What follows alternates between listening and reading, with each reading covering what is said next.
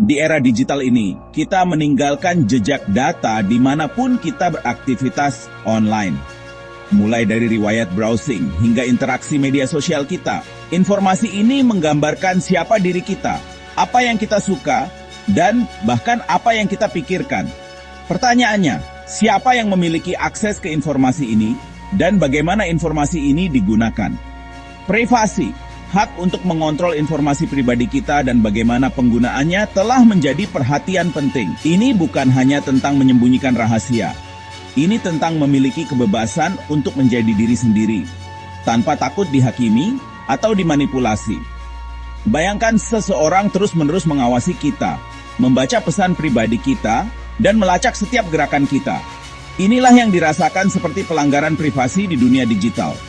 Tanpa hak privasi, kita rentan terhadap eksploitasi, diskriminasi, dan bahkan pencurian identitas. Melindungi privasi kita bukan tentang menyembunyikan sesuatu. Ini tentang menjaga otonomi dan martabat kita di dunia yang semakin terhubung. Informasi pribadi kita berharga, dan sayangnya banyak pihak yang ingin mengambil keuntungan darinya.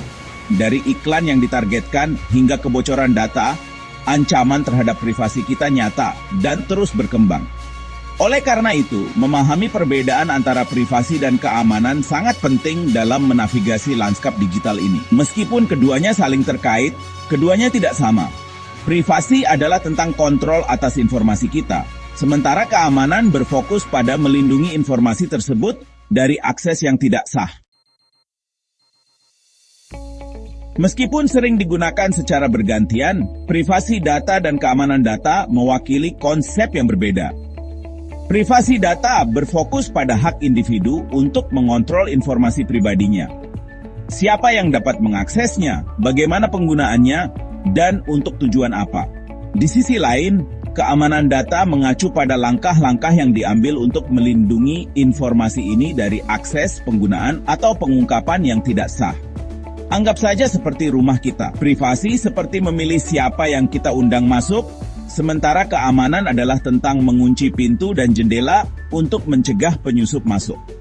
Kita dapat memiliki rumah yang aman tanpa privasi. Bayangkan tinggal di benteng tanpa kendali atas siapa yang masuk, dan sebaliknya. Keduanya penting untuk lingkungan hidup yang aman dan nyaman. Kebocoran data, di mana peretas mendapatkan akses tidak sah ke informasi sensitif, telah menjadi semakin umum, menyoroti pentingnya langkah-langkah keamanan data yang kuat. Perusahaan dan organisasi yang mengumpulkan dan menyimpan data kita memiliki tanggung jawab untuk menerapkan protokol keamanan yang kuat untuk melindunginya agar tidak jatuh ke tangan yang salah. Ini termasuk mengenkripsi data, menggunakan kata sandi yang kuat, dan memperbarui sistem mereka secara teratur terhadap kerentanan. Dunia digital, meskipun menawarkan peluang yang sangat besar, juga menghadirkan banyak ancaman terhadap privasi dan keamanan data kita. Kebocoran data, di mana peretas mencuri informasi pribadi dari perusahaan dan organisasi, telah menjadi hal yang sangat umum. Penipuan phishing, di mana individu ditipu untuk memberikan informasi pribadi mereka, adalah kekhawatiran lain yang berkembang. Penipuan ini sering datang dalam bentuk email atau pesan teks yang tampaknya berasal dari sumber yang sah, tetapi sebenarnya dirancang untuk mencuri kredensial masuk atau data sensitif lainnya. Malware, kependekan dari perangkat lunak berbahaya, adalah ancaman lain yang dapat membahayakan perangkat kita dan mencuri informasi kita. Ini dapat mencakup virus, spyware, dan ransomware yang dapat menginfeksi komputer dan ponsel cerdas kita, memberi peretas akses ke data pribadi kita. Rekayasa sosial, bentuk serangan yang lebih canggih, memangsa psikologi manusia untuk memanipulasi individu agar memberikan informasi pribadi mereka.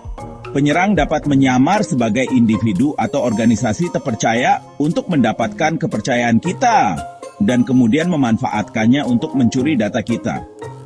Melindungi diri kita sendiri di lingkungan ini membutuhkan kewaspadaan yang konstan. Kita perlu berhati-hati tentang situs web yang kita kunjungi, tautan yang kita klik, dan informasi yang kita bagikan secara online. Menggunakan kata sandi yang kuat dan unik untuk semua akun kita, mengaktifkan autentikasi 2 faktor bila memungkinkan, dan mewaspadai email atau pesan yang mencurigakan, dapat sangat membantu dalam melindungi kehidupan digital kita. Menyadari semakin pentingnya privasi data, pemerintah dan badan pengatur di seluruh dunia telah menerapkan undang-undang dan peraturan untuk melindungi hak individu. Peraturan Perlindungan Data Umum (GDPR) yang diadopsi oleh Uni Eropa adalah peraturan penting yang menetapkan standar tinggi untuk perlindungan dan privasi data. Ini memberi individu lebih banyak kendali atas data pribadi mereka dan mengharuskan organisasi untuk transparan tentang bagaimana mereka mengumpulkan, menggunakan, dan menyimpan informasi ini. Di Indonesia, Undang-Undang Nomor 11 Tahun 2008 tentang Informasi dan Transaksi Elektronik (UU ITE) membahas berbagai aspek kegiatan online, termasuk perlindungan dan privasi data. Undang-undang tersebut mengakui pentingnya melindungi informasi pribadi dan menguraikan ketentuan untuk keamanan data, persetujuan, dan hak subjek data. Meskipun tidak selengkap GDPR, UU ITE merupakan langkah penting dalam memperkuat langkah-langkah perlindungan data di Indonesia. Peraturan ini, meskipun bukan solusi ajaib, memberikan kerangka kerja untuk penanganan data yang bertanggung jawab dan memberdayakan individu untuk mengendalikan informasi pribadi mereka. Namun, peraturan saja tidak cukup.